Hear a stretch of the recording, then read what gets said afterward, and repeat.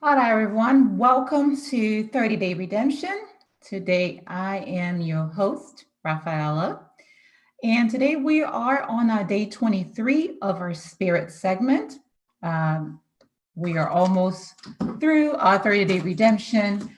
Um, and we're excited today. We're actually talking about a topic that is very prominent in today's society, especially amongst our millennials. And today we have a very special guest with us that's going to be shedding some light on mental health amongst millennials, pain, feeling, recognition, and healing. We have with us today Portia Alston of Crown Love. And I'm going to stop sharing my screen in just a second. And I'm going to go ahead and bring Portia in. Portia, are you there?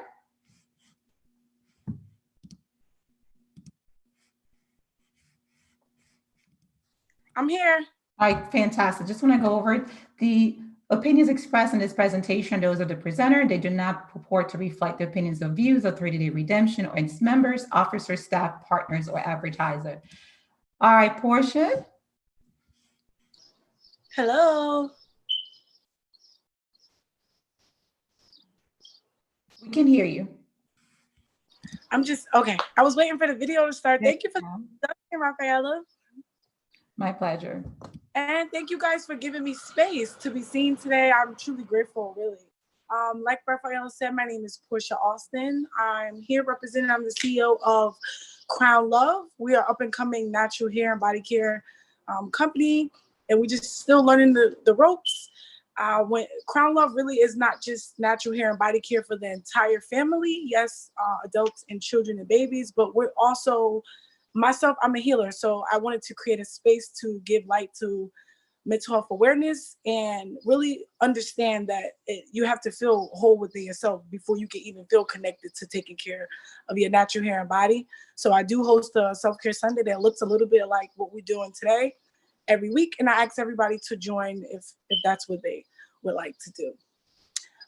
Today I just wanted to take everybody on my journey before even coming to the space of entrepreneurship and what that looked like, and just giving some hope to healing and understanding that it doesn't always have to look all cute, and there is no space of I got it for me.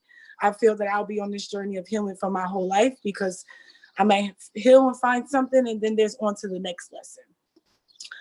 Uh,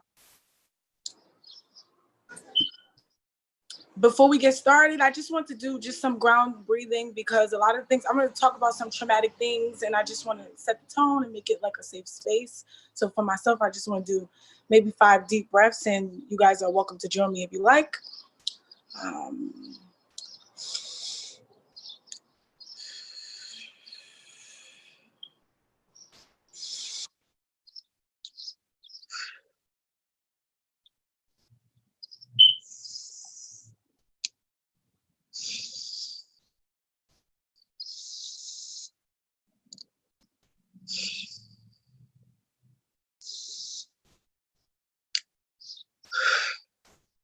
Thank you. So today I'm going to talk a little bit about my journey and starting off with pain and then moving on over to how I got to a space of feeling and then how a space of recognizing looked for me and then how I eventually got on my journey of healing. And anything I say does not mean that I have reached this status of, oh, I got it and I'm preaching. It's just that I reach a space in my life where I understand what my things are. And as they come along, I can kind of check myself and restart and forgive myself. And that's just about it. I feel that I'm really blessed with like a unique perspective in life. And through going through these events, I didn't think it was a unique perspective at all at first. I really just felt like I was on this journey of hard lessons and I couldn't see really, the beauty in what was happening for me. Whether that be like as a child or just as going into adulthood or going into my womanhood or teenager's life, I just didn't understand that a lot of my story would be the blessing to who I am today. So now I'm in this space and I'm so grateful for everything that I've been through because it made me who I am today. I would say from receiving services to go ahead and providing services, I remember just being in a space of things happening and I didn't really have the language. So in my profession, I got to this space where I started questioning things, and that really got me to a space of starting healing. And while we go to pain, I wanted to talk a little bit about how my journey to New Jersey, what it looks like. My mom had been dealing with a lot of things. And back when I was younger, I didn't even understand these things. I just understand from my perspective, a lot of feeling of abandonment, hurt, and neglect were coming up for me, but I didn't know my mother as a woman. And that's something that I say today in my forgiveness. I got to know her as a woman, and it has helped me in our relationship a whole lot. Like, my mom is like my best friend to this day. We moved to Orange, New Jersey. It's a small town in Essex County. And when I think about Orange, I get excited because Orange is like the home base for me. Even when I ride through my old neighborhood today, I still feel like this deep connection because that was where everything had got started for me. At the time, I had no idea that, and like I said, my mom was going through this journey of being a single mother. She was a single mother too. She had 5 children, but she was at the time raising 3, myself included, with my sister and my brother. And I had no idea that my mom was carrying her own mental health. My mom was carrying addiction. I just knew in my home, it was, a child is to stay in a child's place. But for me as an empath, I always felt like I always felt things when they would shift. My mom would go into these spaces and she would get into herself, and I didn't know what it was about. The only facts I knew was my father had passed away when I was 5. And that's really what it looked like. Later on in adulthood, I would realize that not only did my father pass away when I was 5 years old, but my father passed away while my mom was actually pregnant with my youngest sibling. So my mom would go through this pregnancy and be raising up my sister. And a couple weeks later, my father would pass away. And then a couple weeks later, my mother would give birth to one of my siblings. I had no idea the heaviness in that. I had no idea the details of that because, like I said before, we had a culture in the house: a child is a child, and an adult is an adult. I remember really being in a caretaking role as a small kid. Like I said, I was an empath, so I would just feel when my mother was off, and then jump into a space of wanting to help. Right. My mother always jokes and said I was born a social worker. And I really do believe that. Like, I would be the kid that just wanted to just make everyone feel better and make everyone's day. And I had this caretaker role really, like, as a really, really small kid. We lived in the same neighborhood for about, I would say, up until I was from kindergarten up until about 5th, 6th grade. And then things started shifting. Whenever we would ask about details about my dad, I think as kids want closure too. They just don't have the language for it. They want to know what's his favorite color, or what did he like? My mother was not able to go there. She was not in that space, and she couldn't live that, so she couldn't give me that. And as a kid, I would make up my own reasons of why he passed, and I would give myself my own closure because that wasn't allowed in our house. I think eventually my mother got to a space where she just could not handle, and she didn't know where to start.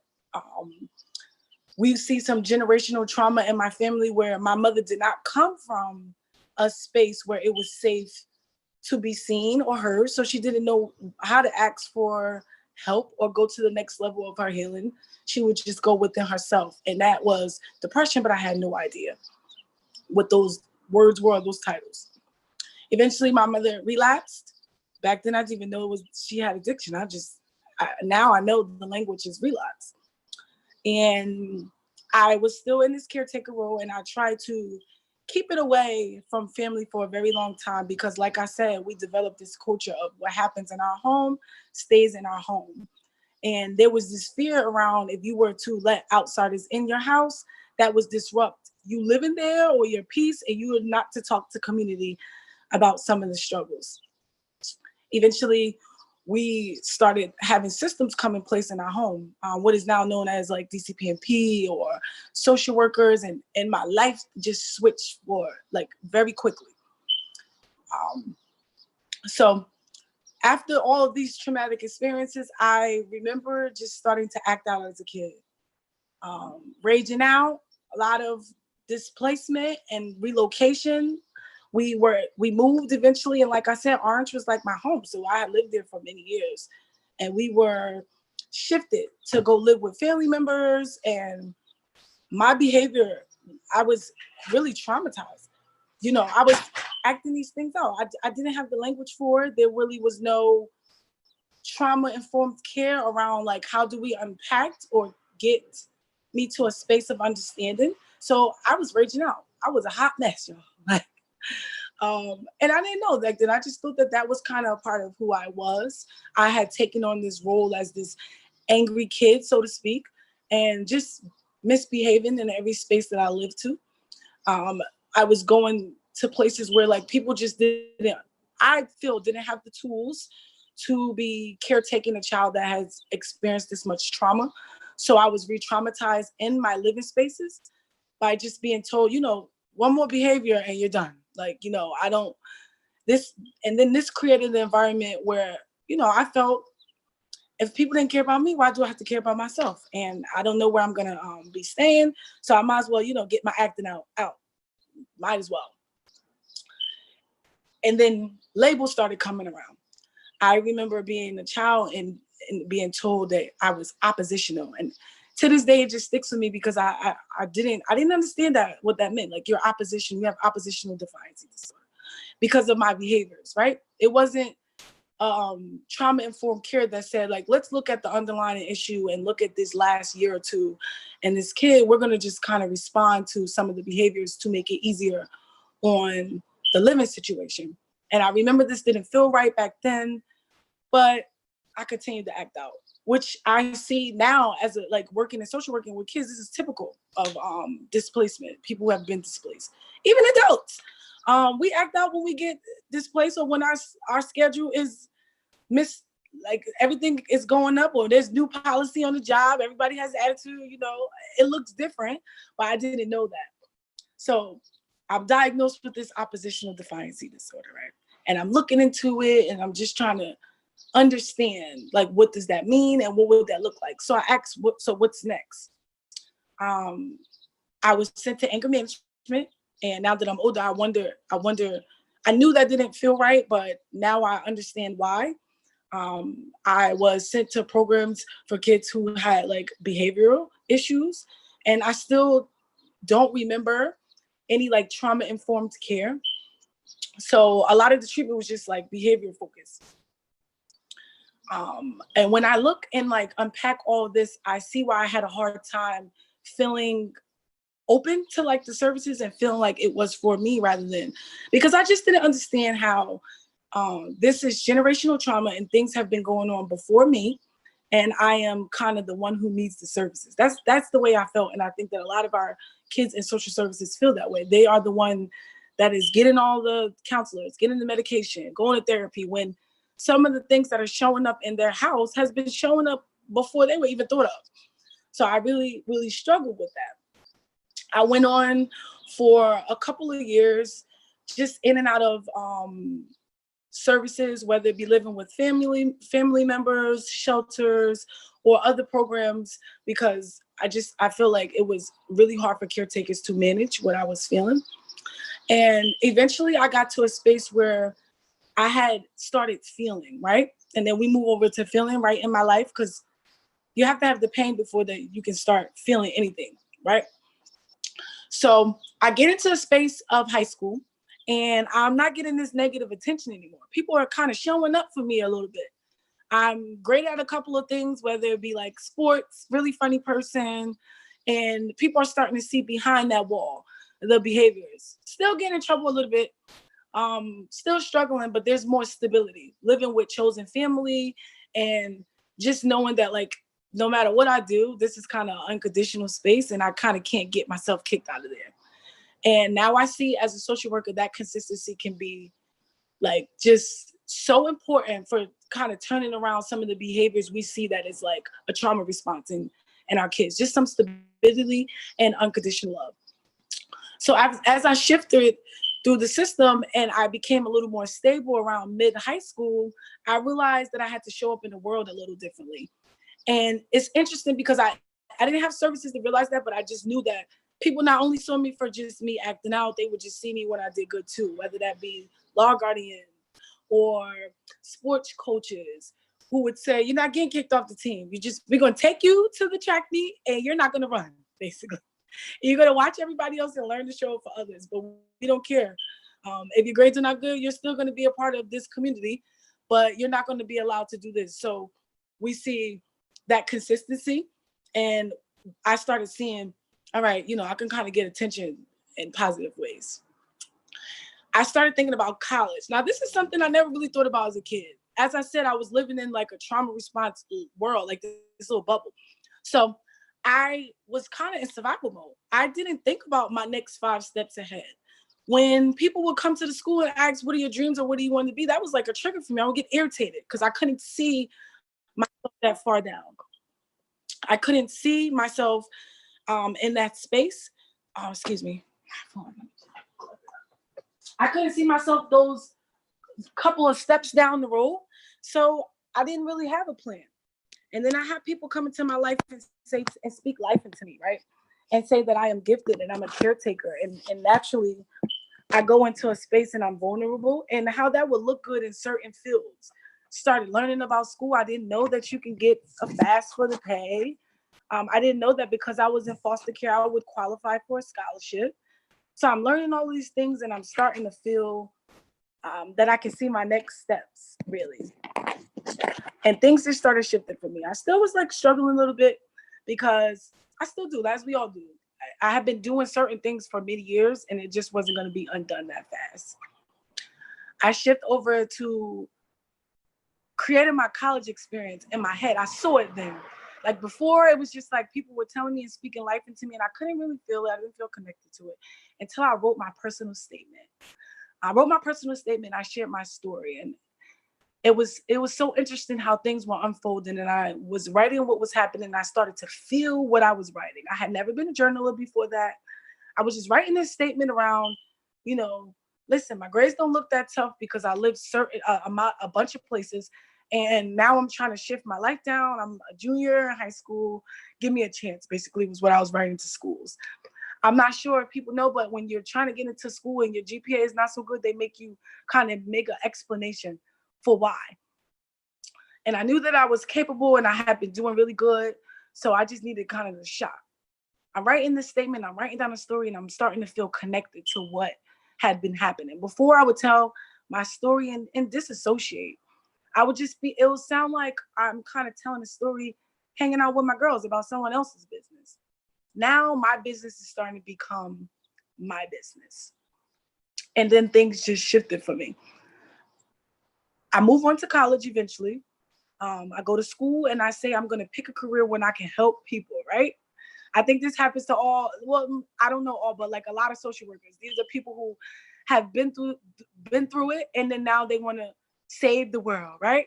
So I was going to dismantle DCPFP on my own and save the world because this system had beautiful intentions. But for me, who experienced it on the other end, I thought that I would be a great asset to this. And I was going to go in, I was going to be the commissioner, and I had all these big dreams about it. And then I started learning, like going into college and learning the setting. I remember being in school and sitting in school and kind of learning kind of the book smart stuff, I call it, because I think I've just been blessed with so many experiences that have grown me to a space where I can kind of go and be a healer naturally. But I needed to learn, why do people act the way they do? What is happening in our neighborhoods? Why are people acting the way that they do? It was interesting learning the underlying needs for why we interact the way that we do as Black and brown people in the neighborhoods. Like, why are people in school having a hard time? It's just so many things that I was learning. And I was honestly disconnected from it because I hadn't done the work yet. I just wanted to save everybody else, but I didn't save myself first. So that kind of is a recipe for a hot mess. Eventually, a lot of people learned a lot of book smart things from me, but I honestly learned about who I was in school. Like, that was interesting. Like, while I learned the theories and it was okay, some of the things just didn't sit right because I knew that I wanted to work with and for children of color. And a lot of our founders for the things I was learning in sociology were like white men, and the theories were white men. While I respected it, I just knew that it was something happening underneath that. And I had to kind of go through my own journey so that I can bring space to what I was feeling. A lot of the times my feelings are on point, but I just need language. So this happened throughout my life. Eventually, in school, I get so excited. Like when I think about this, I was introduced to a program called the Peers Educated Peers Program. When I say like this program saved my life, I was just surviving. That's really all I knew. I was not living. I was kind of checking off boxes. I was a hard worker. I used to call myself the hustler. So I would go to work, go to school, and do my own thing and kind of do the work, and really struggle kind of with the book stuff of the aspect. But I just really wanted to just help people. So I meet peers, educated peers, right? And they are doing work activism in the community. They're educating peers on substance abuse, mental health. And this was all cool for me because I can kind of interact with people with my eyes closed. That's just like kind of my blessing. But the biggest aspect of peers, educated peers at my school, NJCU, was the fact that you are not allowed to do work and help other people or educate other people until you work on your own shit. We call it shit because we had a culture that said, if you do not work on your own shit, it will start to stink everywhere you go. Something clicked in me right then and there. Now it makes sense why I was like struggling. I'm in school, like trying to focus on everybody else. I'm caretaking. I had always been a caretaker. Caretaking in my home, caretaking in my relationships. And I always wanted to help others and give as like a empath. But I had never given space to me. I had never been around other people who were like me. I kind of just attracted takers, to be real.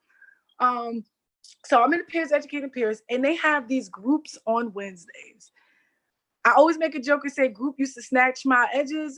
I mean, like you go in group and you doing your self-work. We're doing mirroring exercises.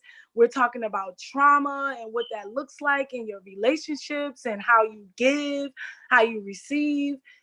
And a shift just happens in me. I'm really struggling at this point because first of all, I'm thinking, who do these people think they are to tell me who I am? So I had a tough time because I was really, I was putting in that tough work. And a lot of people tell you, you know, doing the work, like putting in those ground steps is tough. At that point, I had to be like 20 something, early 20s. And I have been doing certain things and have certain behaviors and living in a certain culture for 20 something years. And people disrupting that and giving me unconditional love and seeing me. And it just, you would think it sounds cute and you would love it, but it was a struggle for me. I was acting out my family dynamics in the group. I learned about group dynamics and what that looked like. And I just was learning so many things from a program that really pushed me to learn me. I was hanging around other people who were empaths.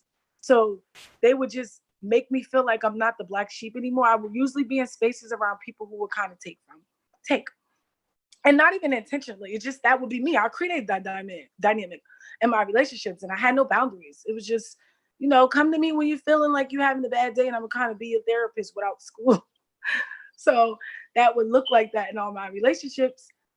And this space was not like that. I would get called in. I call it called in because I had so been used to, well, we call it in PEP called in, really, peers, educated peers. We don't call you out. Calling you out is just leaving you in a space to not grow. But I would be acting out my family shit in group, and they would call me in and give me space and say that, you know, this is kind of what we expect of you because we know who you are. And it was just amazing. But it was really hard at the time. I wasn't used to people, you know, giving space to my darknesses, to my lightness, and loving me all for who I am.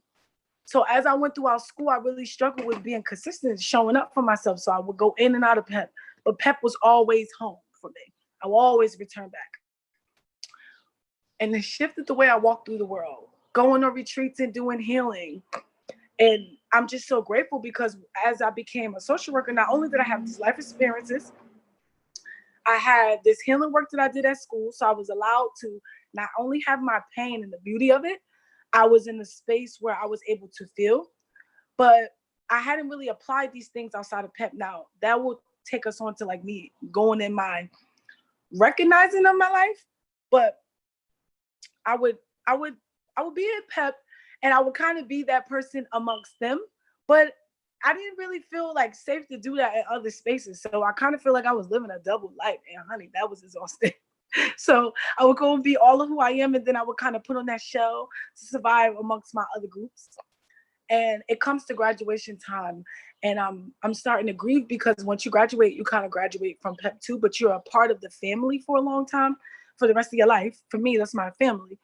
But you are you can't participate in groups anymore or retreats, or you can come back as an alumni, but it's just not the same. And I think I took advantage of that space because I just didn't know how profound it was into my journey into womanhood. And then we get on over to recognition, right, guys? So now I'm in the recognition stage of my life. I'm recognizing things for what they are. I done felt this pain, which I continue to feel as a human. Um, I get into a space of feeling in school, and now I jump right into social work after I graduate school. And like I said, I was able to feel and do that work and work on my shit during PEP, but I hadn't really done the work in the real world. We call it the real world because I have never been in a space like that before, and I'm never going to really meet people like that again. So it's not sometimes safe to be all of who you are in all spaces. As a Black woman, I really go through that, like showing up in spaces and having to make other people comfortable. And whether it be how I look, talk, walk, receive, or give. So I jump into social work, and I'm still on this high of wanting to save every kid in the hood that looks like me, every kid that ever felt unseen, unheard, unimportant. And I started to feel my shit. And boy, was this interesting, because I tell you guys all these other traumatic things I've been through, but it never looked like that. I graduate school and I don't have that space of school, of learning. It's just, I'm into the world. And this same storyline that I had told and I thought that I had overcome, it showed up for me in the work that I was doing. So I was providing services for children, Black and brown children. Is like, this is my passion. I'm providing these services, but I'm getting constantly triggered because I'm seeing kids that look and feel just like me. I'm looking at me in a sense, of course, every situation is different, but I'm looking at me. I'm working for a system that was bigger than me. I feel a hamster roll because there were systems in place. It's where it benefited from being our services really benefited from people being in traumatic spaces in their life. Trauma-informed care will really look like a lot of people losing their jobs. So I was like struggling. Like, if we really treated the trauma and what was happening underneath, people wouldn't need the services anymore. You treated the whole tree and the family and undo the generations of things, then what would happen to the field? There would be, the field would ease its way out. So I sunk into one of the deepest depressions, really, like, of my life. It was just interesting because as a child, I was living with my walls up. My walls saved my life. I wasn't able to feel all the time. I wasn't able to take up that much space. So it kind of got me through. I always say your brain may forget things, you may black things out, but your soul never forgets. So that's why we get triggered when we walk into certain spaces. You feel instantly sick. You are dealing with certain people and it just turns your whole mood around. So for me, I was no longer able to walk blindly through my trauma because I had already been through the feeling and I already did some of the healing. So I can call the spade a spade. I knew what was happening for me and I couldn't avoid it. I'm reading referrals at work and I'm seeing these words again. ODD, oppositional defiance disorder. So this is the same thing that I was reading and trying to understand back from it. And then I'm reading the history of trauma. And these same children that are being labeled oppositional, and the trauma history is extensive. And it just doesn't sit right with me. So I'm struggling within myself. I'm reading behavioral focused care But then I'm looking at this and it just doesn't sit right with me, because once I start doing research and I'm looking at comparing ODD to living in a state of hypervigilance because of a trauma response, it looks so similar. And because I'm just kind of like the frontline person, I don't have control over the way that it looks. I didn't do the evaluation, so I kind of don't give you what your diagnosis is. I can kind of recommend certain things, but my criteria does not put me in the position to say this is going to be your care. I just really was struggling. I started doing research, and this shade like really, really shifted my life, because I was really struggling, and doing the advocacy work of my job was beautiful. Like, I love that I could show up every day and fight for my babies, as I call them. But everything else, I was struggling. It was draining me and my colorfulness, because I hadn't really put the connection to the triggers. So like I said before, I'm reading referrals, and it's saying behavioral problems or child is behavioral and with a history of trauma. And then I start to understand how my people live in a state of hypervigilance. So I'm looking at ODD definition: children who are defiant and disobedient to authoritative figures. What are some of the symptoms? Argumentative, aggressive, hostile. I definitely was some of these things. So I say, the kid is some of these things. But then I start looking at some of the symptoms of PTSD, post-traumatic stress disorder, and how a person can do these same things. As a result of PTSD, you could be living in a state of hypervigilance. You could be extremely sensitive to your surroundings. They put language to my brothers and sisters living in the hood, needing to be on point all the time. It's just everything is unfolding for me, and I'm shifting in my life as I'm doing this work. I'm just keep comparing the two. We're saying the kids have behaviors, but then how are we not looking at, the feeling of being in constant physical danger at all times, and how that can make you react, overreacting to things? That makes sense. So I get in the space of, why is this bothering me so much? And I had to start asking myself, what is it touching home for? It's touching home for my things. I felt that I was constantly in the space of not knowing what my next move is. That was one of the most acting up periods of my life. I was a hot mess. I didn't know what my next move was. And in that point in my life, I was very argumentative with adults. But if you look at the underlying stuff that was happening, I had already been in a caretaking role, and my entire culture has shifted. So when I'm doing my work with my kids, I'm constantly going back and forth with me and applying it to me. And it really made me an awesome social worker, really, or like working with families, because I was able to apply what was happening for me, and things didn't feel right. And I kind of knew why. I'm going and advocating for children in court, and I am seeing the disproportionate sentencing. I'm seeing white children and Black and brown children do the same crimes, getting lesser sentences. And I'm asking questions. This started leading to my healing, right? I eventually just started realizing that I'm not in the space where I'm doing what my calling is, right? But I'm still used to being in survival mode. So I'm getting the best pay that I ever got. My benefits are awesome. PTO, awesome. But I say to myself, how can I use the space that I'm in to learn not only myself, separate my shit from what I'm doing at work? And my life shifted. I had started bringing a grateful journal to work, where I was struggling the most. Write down, starting my day, what I'm grateful for in the beginning of the day.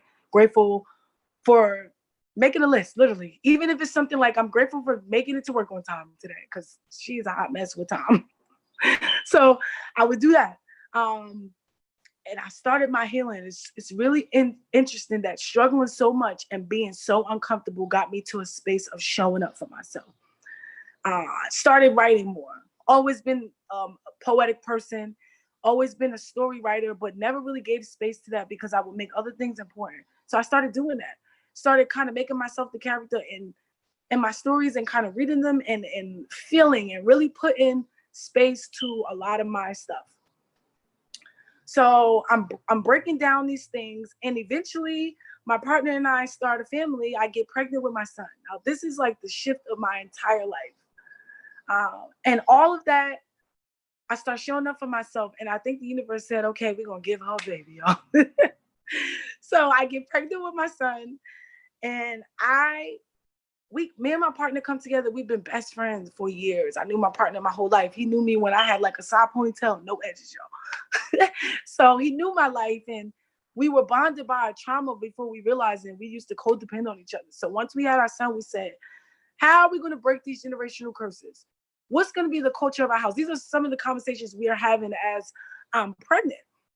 And then we start planning around my son's upbringing, start saying what's okay. What are some of the things you learn and you want to unlearn? What are some of the stuff I learned and I want to unlearn? And how are we going to give space to our son to have a safe home, right? Where he can feel and kind of just be a black boy in our house, because the world is kind of just, it's not really safe for him to just be. So how do we create that space in our house? I go on maternity leave because my pregnancy is considered a high risk, and I'm put out early. Now, what's interesting around this, I struggle with that because I love control, a trauma response. That's another thing. You don't know what's coming, so you want to control every aspect of everything. I didn't have control over that, so I was put out of work. I spent the most time by myself in my entire life on maternity leave. I did the most reflection. I started going and being consistent in my counseling. I will always go, show up for myself a little bit, think I got it, head out. So I would be consistent in it. And I wrote breaking generational curses on everything that I could look at in my house. And I made it kind of about my son, but I made it about me because I knew if I wasn't going to show up for me, I could not show up for my baby. I could not have a healthy home. So I just started showing up for myself in this maternity leave. I spent a lot of time by myself, and I was unhappy in some of that time. So I said, girl, you the problem.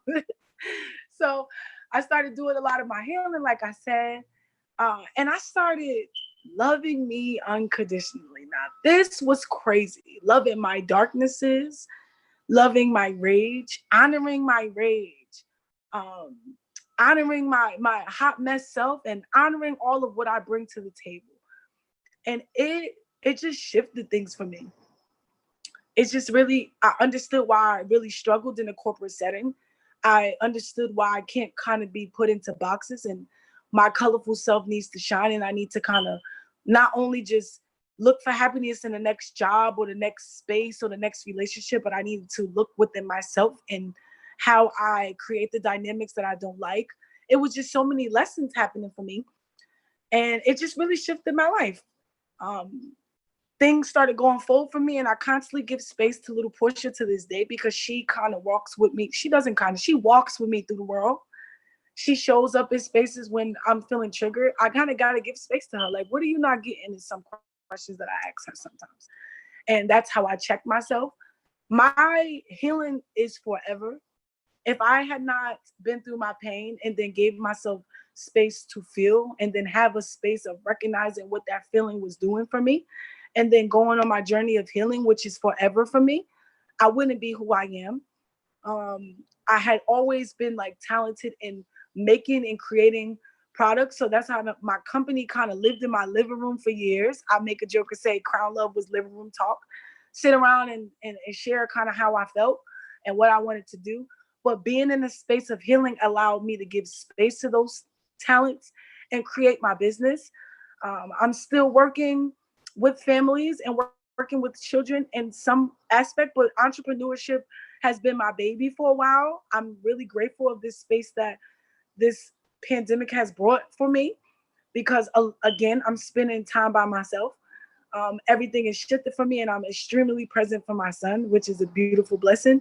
But I'm building generational wealth for him. I need to start thinking about how do I not only get all of these things and these tools, but pass it on to him.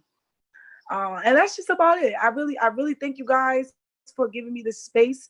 And when I tell my story is healing for me, I kind of don't like preaching. So I just love people to feel me that I understand that your healing is not cute, it's not colorful, but it's necessary. It's necessary to be your best you. And my healing has been necessary for me. And it's shifted how I show up as a mom. And I'm really proud of myself. So I kind of just speak it wherever I go. And that's about it. Well, thank you, Portia. That was really really a touching story. Thank you so much for sharing the story with us, sharing yourself. I know sometimes this, when we are here telling our stories, you like you say, it's both healing and sometimes can be a little nervous, right? Yeah. Yeah. But thank you so much. Does any before we I have a couple of questions, but before I do, anybody has any question for Portia? If you do, if you can unmute your mic. I have a quick question. Hi, Portia. How are you? Hi, How you feeling? I'm feeling wonderful. How are you today? I'm good too. I was just really, really in awe and embracing, your story and your testament. And it was just so real. So, as you journeyed, I was journeying with you. We have some similarities, but I was interested, Portia, in you being a caregiver and a very early age, with your mom and seeing things that, what was your balm? What was your comfort at the time, or how did you escape or unpack some of that at a young age? Because you had a lot of responsibility, it seemed, at a very, very young age. So I just wanted to see, where you were there. What did you do to just kind of do some self-care for Portia? I mean, in any moment, what was comforting to you? How did you, and I know it was kind of difficult unpacking at that age with your responsibilities, but what was a balm for you? I'm just interested in knowing. It kind of I think kept. that's an awesome question. Darrell, I used to love reading. You want to know Oh, what reading okay. used to do for me? I used to Mhm. escape and I used to go into the stories of books and I Wow. would read all types of books, right? I would Mhm. sometimes take my mom's books and kind of read stuff that I shouldn't have been reading. But I used to escape in that world, and kind of my mom modeled that for me because she was a reader. She was a huge reader too. We always had a Awesome. huge library in our home. So Mhm. I would go into the stories and read, and then I would write my own stories and kind of take the theme of the book and kind of Wow. put myself in it and like rewrite the story. And That's so sometimes I get in trouble because I would write on my mother's books. awesome. So I used to read a lot, and I was an outside kid. I love water. Mhm. I would when the pool opened up. When I tell you, I was the kid that was at the pool from the moment the pool opened up and to the moment the pool closed. I Love had it. the biggest tan every summer. Mhm. So I would just love to be outside and just be. And I'm still like that to this day. I'm I still like am a water too. girl. I'm still an Yes. outside person. My son is too. He acts just like me. Oh, I love it. I love it. So you pass that on. Yeah, that's soothing, and water is life. I love it as well. I loved it. It's So just I like a can relate. faith. It was just a Yes, it faith, is. really no control. You could kind of just be as a kid to just be in the water. I feel like I always give space to little Portia when I go and be around water and Yes, writing. So it's that really, so I healing. would say reading, writing, and being outside, just Oh, not that's just being a kid. yes. Amongst the other kids. I honestly would still be trying to play mom amongst my friends. You need to do Mhm. this. Yeah, playing house. Yeah, Oh, thank you. That was awesome. thank you. Thank you so much. Thank you so much for that, Darrell. And anyone else have any questions for or any comments for Portia?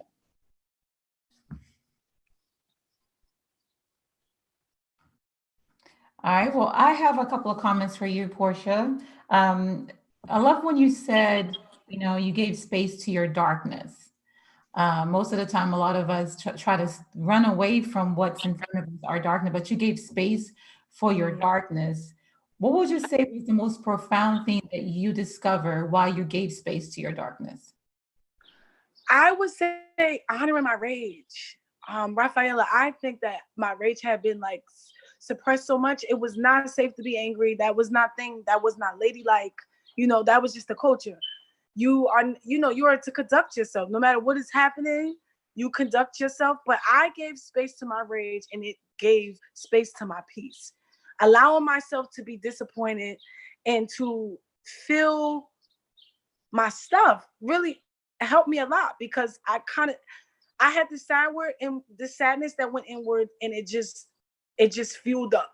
So I was the one that one little incident in public and I'm bubbling, because I never was able to feel along the way. So when I started giving space to what was happening for me, even in my relationships, like I'm feeling disappointed right now and I'm not, listen, we're not doing this. Just knowing how to just feel along the way instead of letting things build up has really helped me. And it helps me today. I have to give space to that. Like I'm in a lot of, like just walking through the world as a Black woman, is just so many things are like against you, systems, people, so many things. And I didn't allow myself to feel that. So when I started doing that, I just had a sense of kind of a peace. And I still got to check myself sometimes, but it has helped. Got it. Thank you. I have another question. Actually, it's a mix. You were talking about as you discovered the whole label with ODD, and you looked at ODD and you looked at what has happened in your life, and you began to make that comparison. And I know a lot of people, because people are misdiagnosed with different things, because someone once told me sometimes we want certain things, we've been in certain environments, doesn't mean that we are this person, right? Because there's a system that labels, this is what this person is, and people live with that label. When you begin to do the comparison between the label and what you have dealt with, what would you say going forward, like understanding now, the understanding that you have now, okay, here's what the system is telling me I have, but this is what I've dealt with.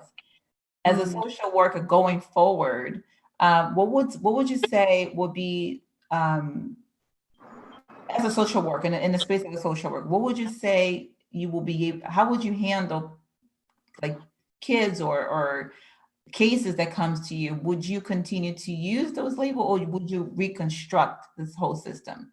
Is that something you're thinking about doing? In my work, one, I don't like diagnose kids. I want to just keep that like forefront. I'm not a doctor, I'm not a psychiatrist, but one thing that I always advocate for is trauma-informed care. That is my big thing. I think that we are like shifting as a system to kind of recognize trauma, but like I was saying before, if you treat the trauma, a lot of people are gonna lose their job. Because it's like, we don't need you to kind of come back and be this reopening door. But when things didn't feel right for me, but I didn't have the language, Rafaela, so I started doing a lot of research. And I started seeing that in the system, we see a lot of Black and brown children being labeled with behavioral issues, and their counterparts, the white children, are being labeled with the trauma, like the anxiety, as opposed to oppositional conduct disorder, or depression as opposed to the same. So in my advocacy as a social worker, because I have my bachelor's in sociology with the concentration is family and children's services, my level of kind of like the control I have, because I call it the control systems higher than me, I can just advocate. When I'm speaking to doctors or psychiatrists, I can say, can we keep in mind the trauma and then bring forth information that I've found, if I'm able to disclose, and making a diagnosis? Because if we don't have the barriers, or we don't have why, or the underlying things why kids are acting the way they act, it's so easy for me to just call a kid angry or have conduct disorder or be oppositional if I'm not understanding that they have 5 placements this year. They haven't been in a single school in the last couple years, a steady school for more than 2. Like, if I don't understand those things, then if I was in the space of a doctor, I can easily make it a behavioral issue. So I'm just advocating for some of the barriers in the system. And not to say that there are no kids with oppositional defiance disorder, but I would like to see some equality amongst the board and diagnosing our children. And I think it is my calling to advocate for Black and brown children to be diagnosed with their trauma in mind, and even take away some of the situations that's happening that made the systems come in place.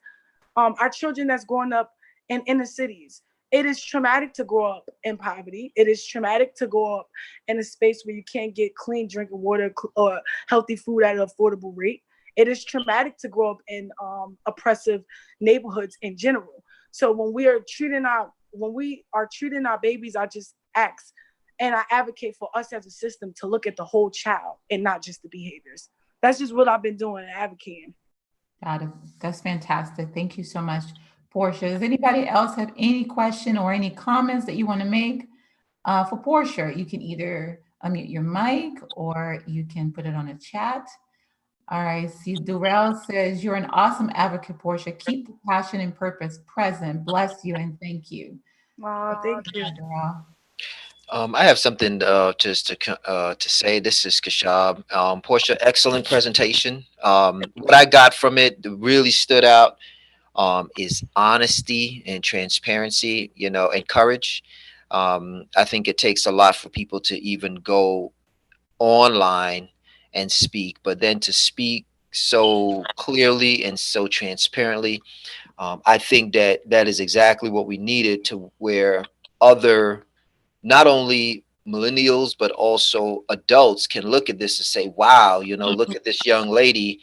I have a whole lot of work to do as a grown person to speak so honestly in front of a group of strangers, or in front of people that I trust. Look at someone able to be free within themselves and to be able to express themselves, to where look where they may have come from, but look where they're at.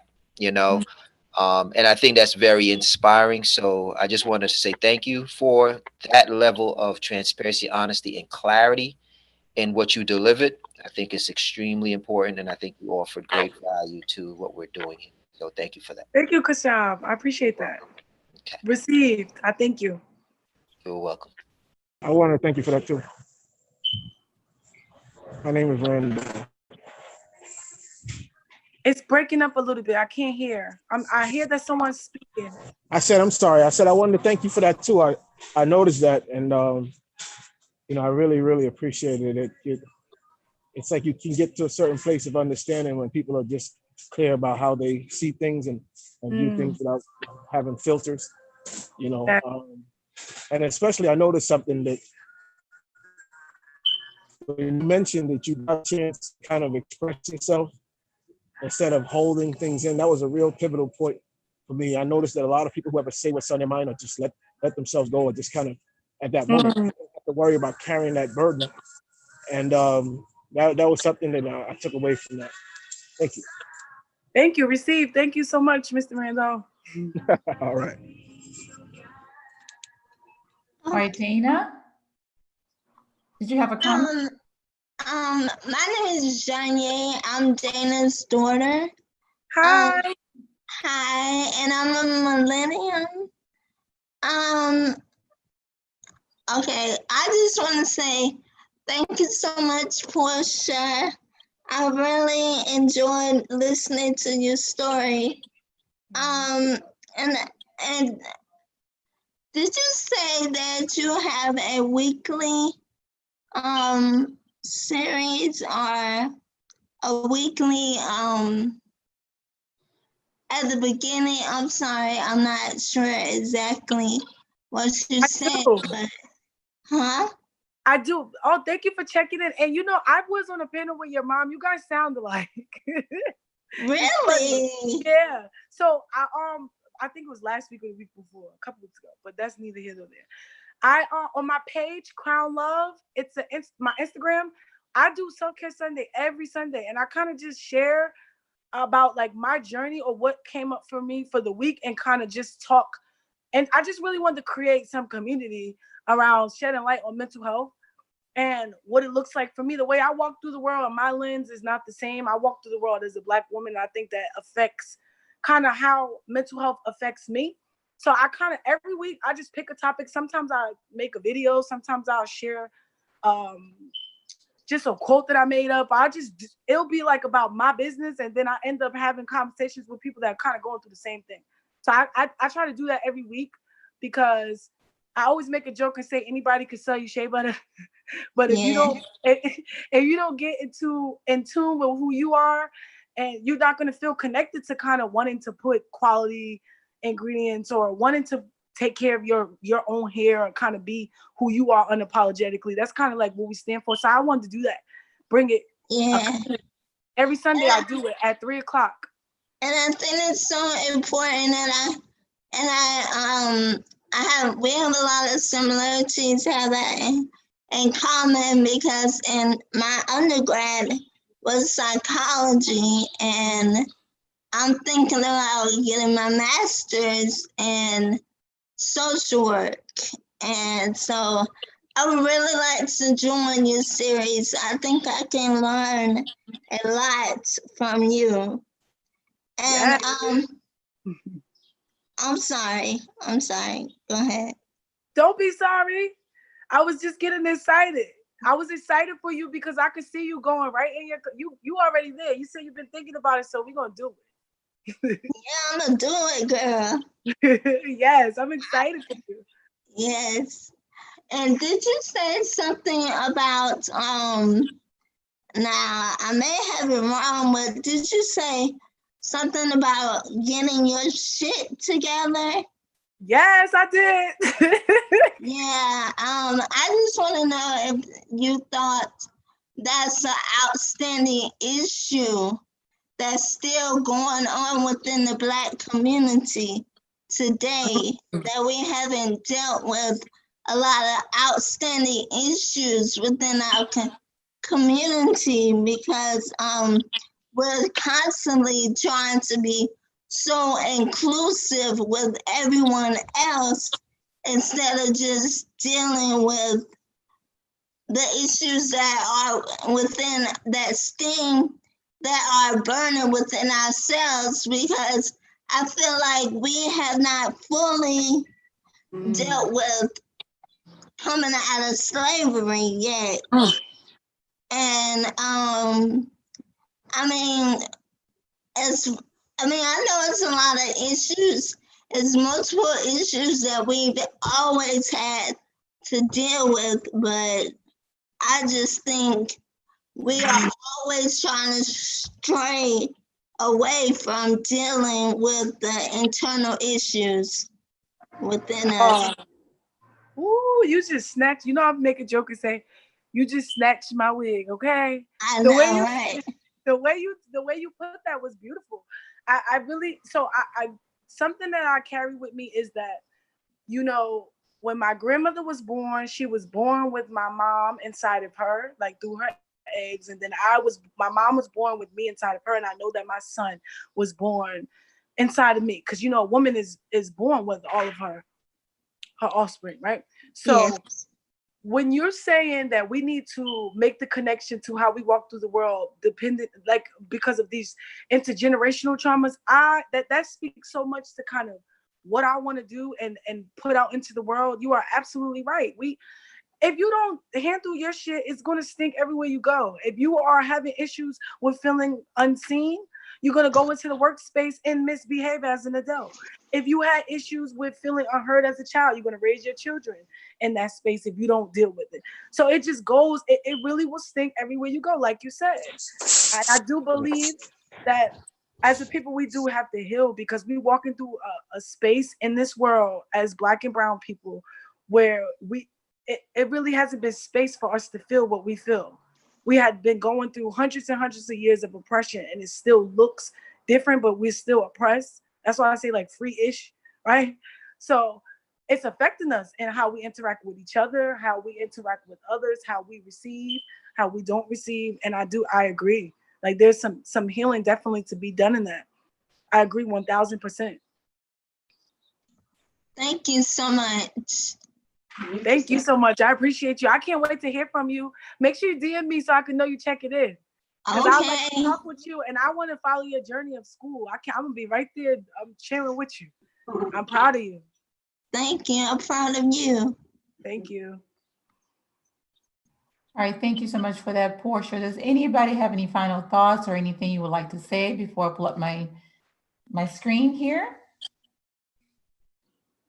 All right, Portia, any final thoughts before I pull up your information here so I can share with everybody? No, nothing. I just want to just thank everybody for seeing me and giving me the space to be heard, and I appreciate it. And I look forward to hearing from everybody and creating a community. It doesn't have to really stop at the presentation. I'm always open for community and learning. I always say, I can learn from you and you can learn from me. So we'll be in touch. Thank you so much. Fantastic. And just like Kashab said, thank you so much again for your honesty, for just being you.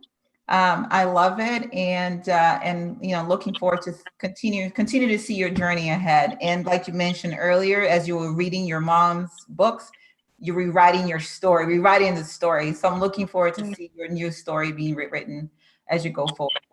So let me go ahead and share my screen. Before you go, also, I just wanted to mention that we are going to have a mother-daughter event in September. And it would be good, Portia and Darrell, the other sisters, to get in touch just so that you can know more about this. Awesome. Connect with Estella, connect with Darita, because that event, I don't know, Portia, if you have sons or daughters, but if there are any daughters, it's a mother-daughter exclusive event. Okay. We would like to plug in and make sure you guys come down and participate. Awesome. We Man, I will. want to hear more about that, definitely. Yes. So Jabrita or Estella, they'll reach out and give you more information. Okay. Okay. Thank you for that. Awesome. You're welcome. All right, so I'm gonna go ahead and pull up my screen here. Give me just a second.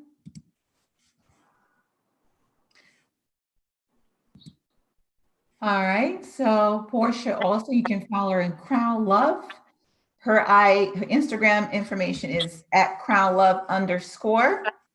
You can also send her email at crownlove819@yahoo.com, or if you want to give her a call, you can reach her at 862-250-4312. Again, thanks for those who joined us today. Please continue to share with your friends and your families. Go into our Facebook page, our Instagram account, like us, follow us. If this has been a blessing to you, make sure you go into our Facebook page and write a review. We will definitely appreciate, and we'll be back tomorrow for day 24 of our 30-day redemption. And I hope you guys have a great rest of your day. Thank you. Everyone have a good day. Thank you, everyone. Bye. Have a good day. Bye-bye. Bye-bye.